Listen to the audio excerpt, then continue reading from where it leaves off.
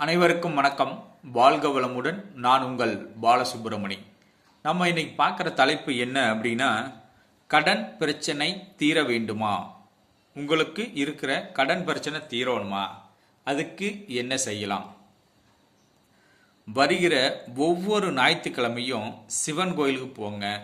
சிவனை வழிபாடு செஞ்சுட்டு சிவனுக்கு உங்களால் முடிந்த அளவு ஒரு 1/4 கிலோவோ 1/2 கிலோவோ அல்லது 1 கிலோவோ திருநீர் வாங்கிட்டு போங்க. திருநீர் பாக்கிட்டு வாங்கிட்டு போங்க. அதை சிவனுக்கு கொடுத்துட்டு தீபம் ஏற்றி வணங்கிட்டு வாங்க. உங்களுடைய கடன் படிப்படியாக குறையும். உங்களால் முடிந்த அளவு திருநீர் வாங்கி கொடுத்துட்டு சிவன் வழிபாடு செஞ்சுட்டு வாங்க. உங்களுடைய கடனும் குறையும், முன்னோர் கடனும் குறையும். முன்னோருடைய சாபம், முன்னோரோட பாதிப்பு இருந்தால் கூட அதை தீர்க்கறதுக்கு ஒரு வழிவகை கிடைக்கும்.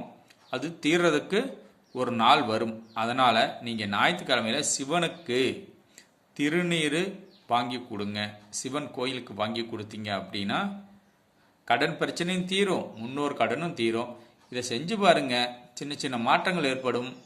சிறிதாக கொஞ்சம் கொஞ்சமாக உங்களுக்கு இருக்கிற பிரச்சனையை தீர்த்து வாழ்வில் வெற்றியடையலாம், முன்னேறலாம்.